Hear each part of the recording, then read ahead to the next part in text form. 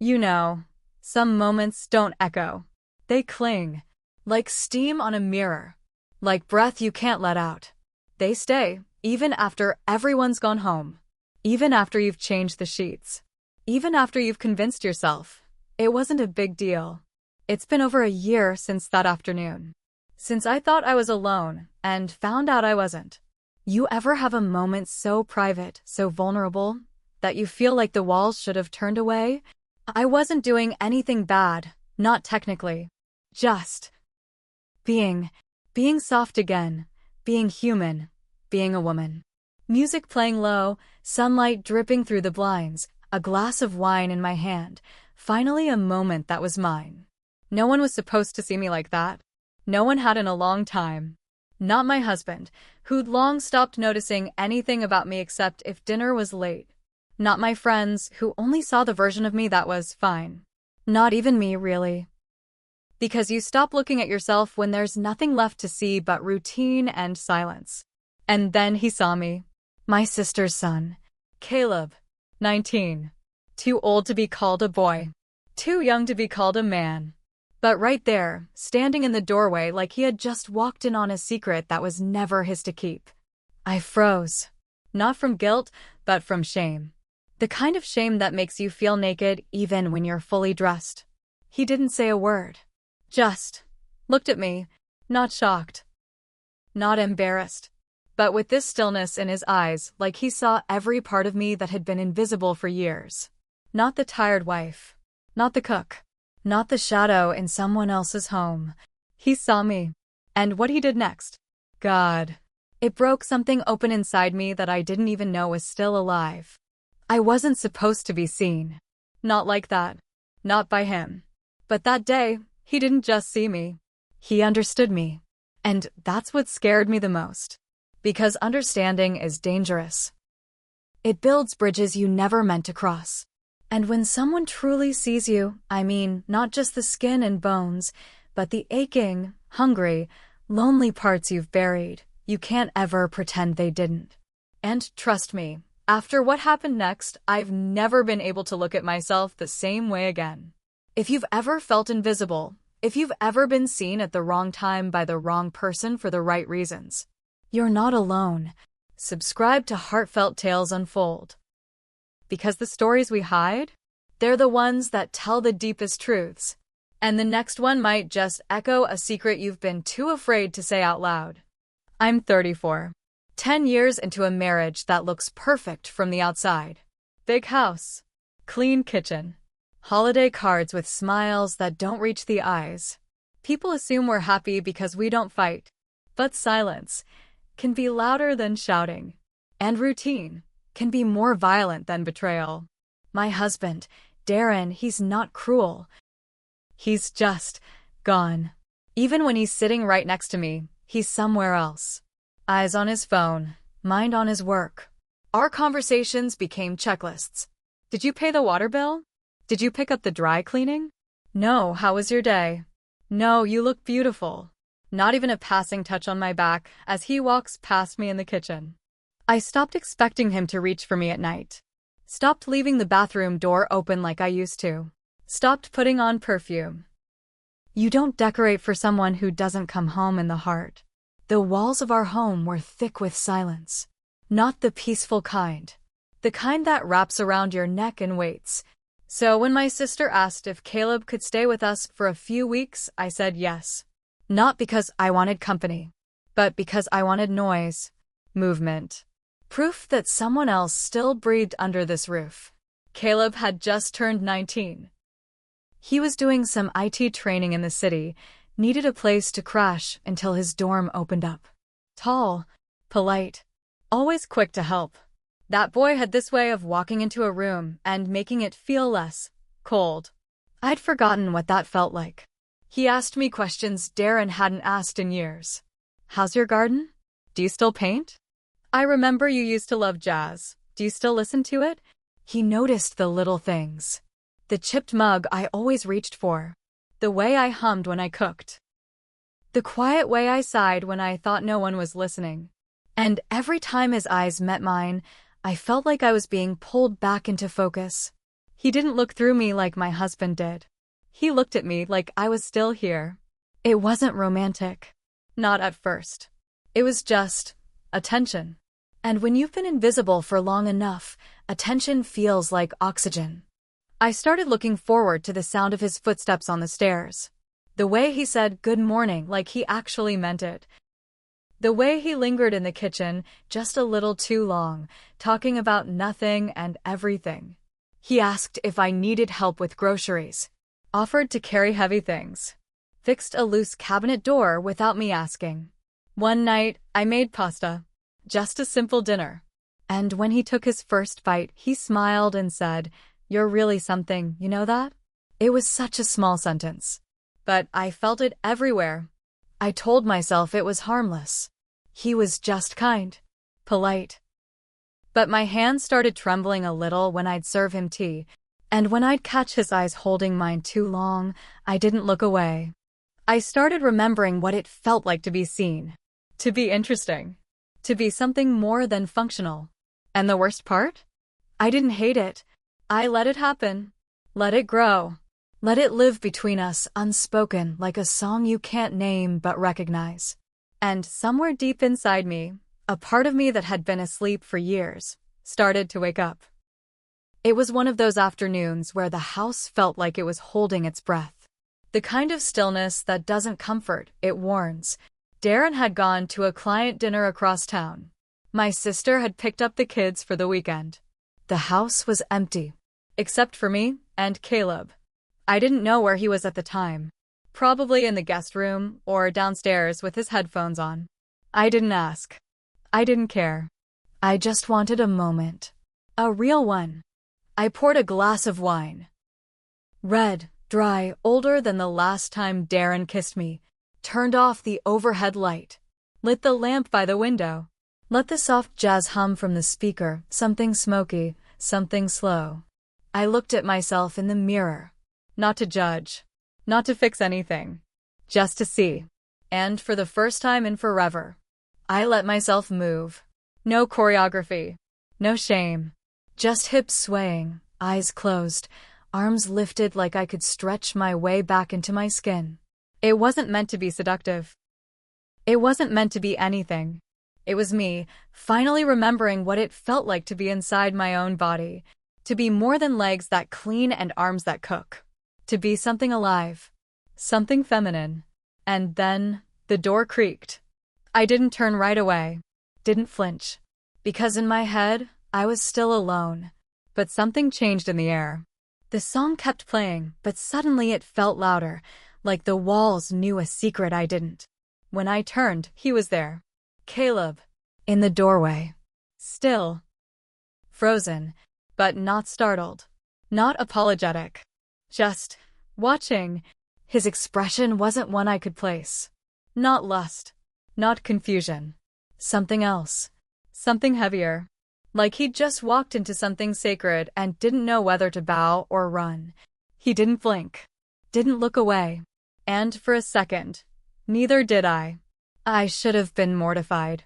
Should have grabbed my sweater off the bed, turned the music off, said something light like "didn't know you were home." But I didn't. I just kept moving. Slower this time. More aware. Not for him. Not because of him. But because I couldn't go back to pretending I didn't need to feel like a woman again. And still, he stood there. The air between us started to hum. Not with words, but with the weight of something that had no name. Then, finally, he spoke. His voice was low. Barely there. "I didn't mean to. You look beautiful." That word. Beautiful. I hadn't heard it in so long it sounded foreign. Like a name I used to go by, but no one had called me in years. And still, I didn't stop dancing. Not right away. And he didn't stop watching. I told myself it was nothing. He walked in, saw too much, said too little. And I kept dancing for too long. But that night, I couldn't sleep. Not because I was afraid, but because I wasn't. And that scared me more than anything. I laid there in the dark, my body still humming like the music hadn't stopped. Still remembering how his eyes didn't flinch. How he didn't laugh, or leave, or apologize. He stayed. And I kept seeing the way he said it. You look beautiful. Not sexy. Not hot. Beautiful. Like something rare. Like something breakable. Like something you don't say out loud unless you mean it. I tried to laugh it off the next morning. Tried to bury it under chores and dishes and folding laundry with trembling hands. But the memory clung to me not like guilt, but like proof. Proof that I still existed beneath all the layers I'd forgotten how to peel back. Caleb didn't mention it. Of course he didn't. But the shift was there. He was quieter. Moved differently around me. Like he didn't want to wake something. Or maybe didn't trust himself not to. For 2 days he avoided my eyes. Would hand me the remote without looking up. Would eat quickly and disappear upstairs. And then on the 3rd day he didn't. He sat longer. Watched me more. Held his gaze a little too long when I spoke. And every time his eyes locked with mine, I felt something inside me tighten. Something that had once been a woman before it turned into a wife, and then just a body in a house. Meanwhile, Darren came home every evening like clockwork. Keys on the hook. Shoes by the door. A nod. A grunt. Sometimes a distracted hey as he scrolled through news on his phone. And every night, he talked to the dog more than he talked to me. He didn't notice the wine glasses in the sink. Didn't ask why I wore perfume to cook dinner. Didn't ask where I'd gone that afternoon or why my eyes were red. I could have vanished, and he wouldn't have noticed until the bills went unpaid. I started hearing Caleb's footsteps in the hallway like music. Noticing the way he stood in doorways like he didn't know where to go but also didn't want to leave. I told myself I was imagining things. Told myself, you're lonely, not in love. But the truth is, it stopped being about Caleb. It wasn't about him. It was about me. What he saw in that moment wasn't scandal. It was the parts of me that I hadn't seen in years: softness, presence, light. And it felt good. God help me, it felt good to be looked at like that. But the shame would creep back in later. Like a shadow at the end of the day. And it came tangled with adrenaline. With guilt. With heat. I'd tell myself, I didn't touch him. I didn't invite it. I didn't do anything wrong. But I'd still replay it. The way his eyes didn't waver. The way I didn't stop. The way something changed between us in that moment of silence. And what haunted me most wasn't what happened. It was how badly I wanted it to happen again. Was I craving him? Or was I just starving for connection? And if it was the second one, did that make it better? Or worse? Things didn't go back to normal. Not really. Not after that moment in the doorway. If anything, they got quieter. Heavier. But not in a way that pushed us apart. It was the kind of quiet that pulls people closer, slowly, carefully, like gravity. Caleb started lingering. Not obviously. Not in ways you could point to and say, this means something. But it was there. He offered to help with the groceries every time. Sat at the kitchen table longer after dinner, his knee close enough to brush mine under the table. It didn't. Not at first. But it could have. And that was enough to make my heart race. He started giving compliments. Small ones.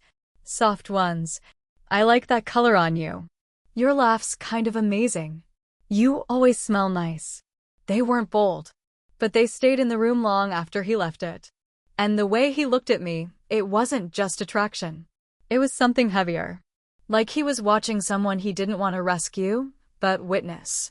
And sometimes, that's worse. One night, I fell asleep on the couch. Half wrapped in a throw blanket, book on my chest, TV still humming low. I woke up to a presence, not sound, not touch.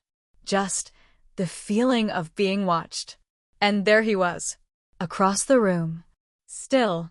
Watching me. Eyes soft. Like he was memorizing me. He didn't pretend to look away. Didn't smile or joke it off. He just said, you looked peaceful. And I didn't say anything, because what I wanted to say would have made it real. Another night, we were cleaning up after dinner. He handed me a plate, our fingers brushed. It should have been nothing. But his hand didn't move. Not right away. And mine didn't pull back. It only lasted a second. But it felt like something passed between our skin, an agreement we never signed, but somehow both accepted. I didn't tell him to stop. And I didn't tell myself to either. Then came the storm.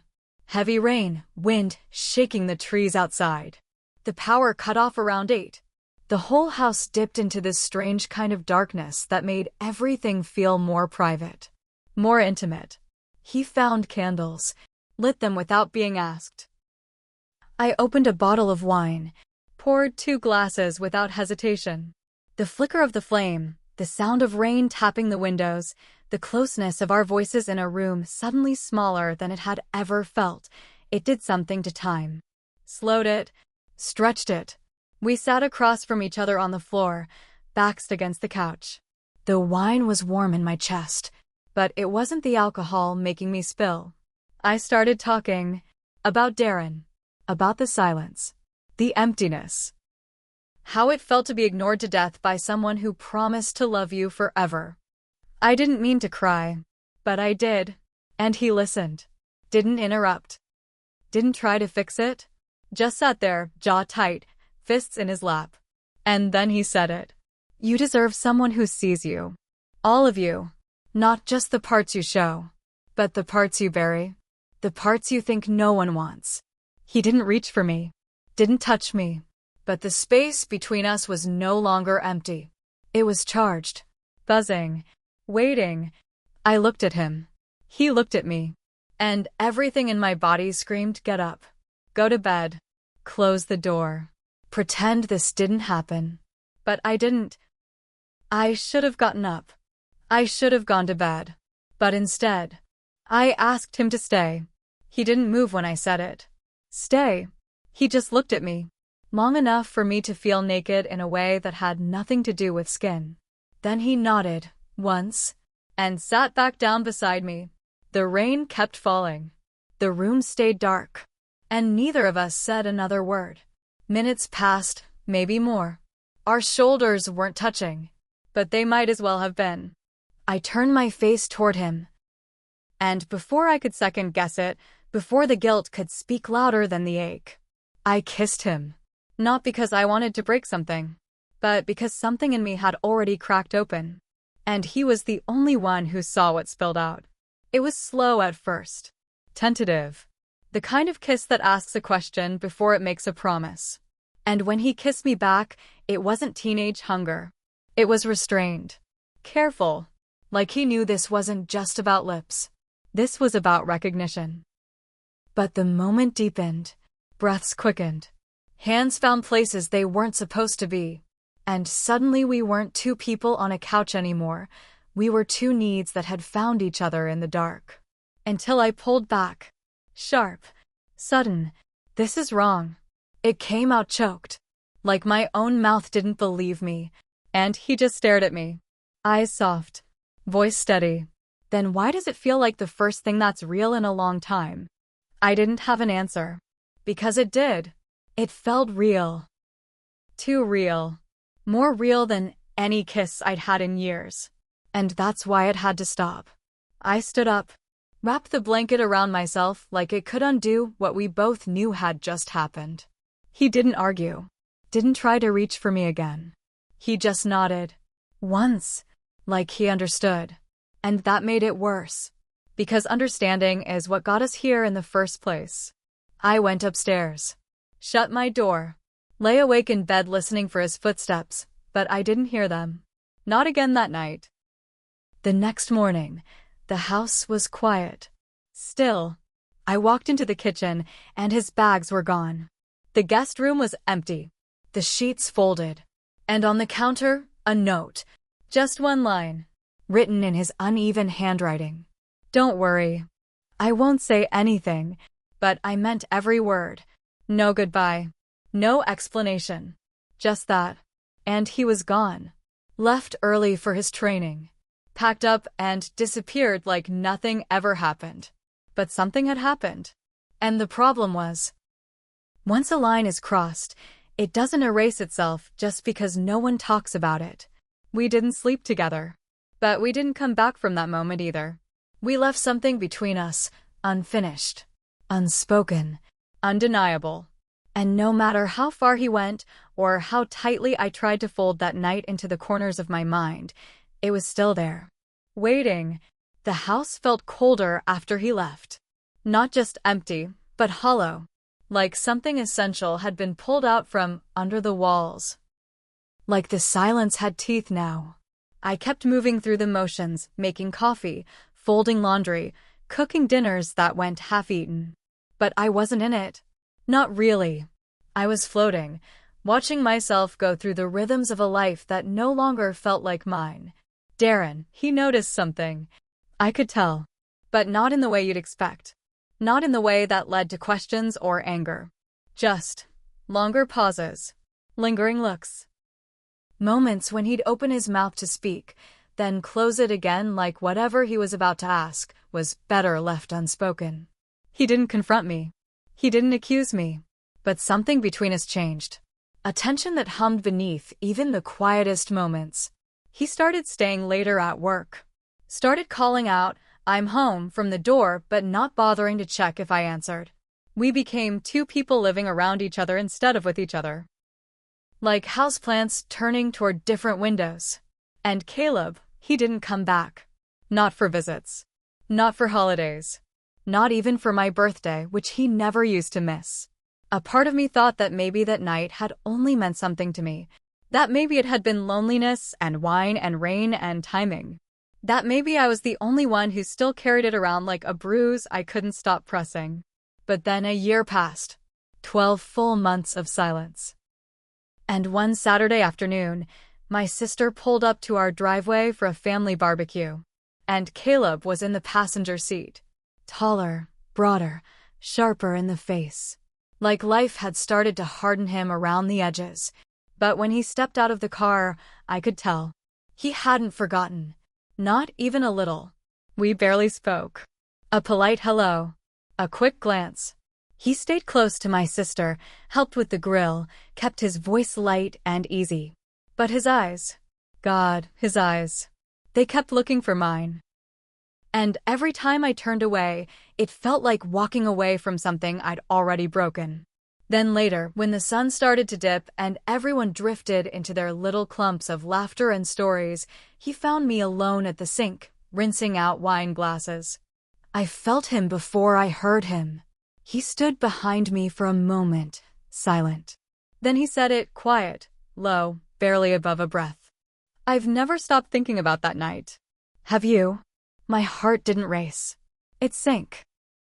Because Darren was 5 feet away on the patio, laughing with my sister over the sound of the kids running through the grass. And I couldn't speak. Not because I didn't have words, but because I did. Too many. Too dangerous. So I turned off the water. Dried my hands. Didn't look at him. And that's when Darren walked in from the patio, wiping his hands on a towel, smiling like nothing in the world had ever cracked between us. He clapped a hand on Caleb's shoulder and said, "You should stay the night." It's late. My throat closed. And Caleb. He didn't answer. He just looked at me. Like whatever happened next was already a choice. I didn't sleep that night. Not a minute. I lay there in the dark, staring at the ceiling like it held answers to questions I didn't know how to ask out loud. The house was still, but inside me everything was loud. The guilt had settled in now. Not in sudden waves. No. It was a constant whisper. Like a hum beneath my skin. What happened with Caleb? It wasn't physical, not in the way that gets you caught. But it wasn't nothing. So I kept asking myself, was it an emotional affair? A moment of weakness? Or something worse? Something I wanted? Because even though I never touched him again, even though I kept my hands where they belonged, and my lips silent, and my body in my husband's bed, my mind was still with him. Still remembering that night. Still holding on to the way he looked at me, like I was more than forgotten routines and tired silence. It wasn't even about Caleb. Not really. It was about the me he saw, the version of me I hadn't met in years. And that's what I kept chasing in my head. That feeling. That ache that felt like something alive for the first time in a long, long time. I started noticing myself doing it again, lingering on memories I should have buried. Touching the wine glass he used, holding it just a little longer than necessary. Checking my reflection before family events, wondering if he'd notice. He never said another word about that night. Never crossed a line. But the line was still there between us. Still breathing. Still daring us. And I wondered, did he ever tell anyone? Did he confess to a friend during some late-night dorm room talk? Did my sister ever catch a flicker of something in his voice, a shift in his eyes? Did Darren suspect? Sometimes I'd catch him watching me longer than usual. Like he'd forgotten how I moved. Like he was studying me all over again, trying to put a puzzle back together that he didn't know was missing pieces. I never asked. Because some questions, you don't ask unless you're ready to burn everything down. But the worst part, worse than the silence, worse than the wondering, was the not knowing if I'd do it again. If we were alone. If the rain fell like it did that night.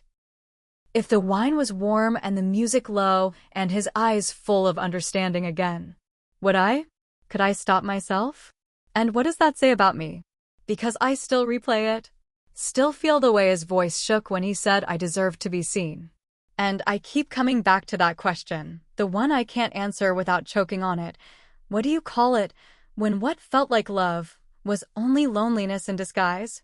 And what do you become when you let that loneliness answer back? Have you ever craved something so deeply, so desperately, that it blurred every single line between right and what just felt real? Not lust, not fantasy, but the ache to be seen, to be felt, to be looked at like you matter again. That's what it was. That's what he gave me. Not his body, not even his words, but that one unbearable gift, attention. Unfiltered, undivided, unasked for, but impossible to return. So tell me, was I wrong for not stopping him? Was I wrong for not turning away that night, for not closing the door before he walked through it? Or was I just human, drowning in silence and reaching for the first hand that noticed I was sinking? I know this story might sound messy, might make some of you angry, might make others uncomfortable, but maybe, just maybe, it makes someone feel understood. Share your thoughts in the comments. Your stories, your regrets, your confessions. No judgment. Just a place where we name the things we're too afraid to say out loud. I read every single one. Like this story? Subscribe to Heartfelt Tales Unfold, where we tell the stories people pretend never happened, but never truly forget. Tap the bell, because the next one might hold a mirror up to your own. Some betrayals don't begin with a kiss. They begin with a glance that lingers just a second too long. With a question you're too lonely to ignore. With a door that never fully closes. Even when you swear it's shut. And some of us, we don't cheat with our bodies. We cheat with our longing. With our silences. With the parts of us that feel forgotten and reach out for someone to remember. So be careful. Be so careful. Who you let see when you think no one's watching. Because what they see might awaken something neither of you is ready for.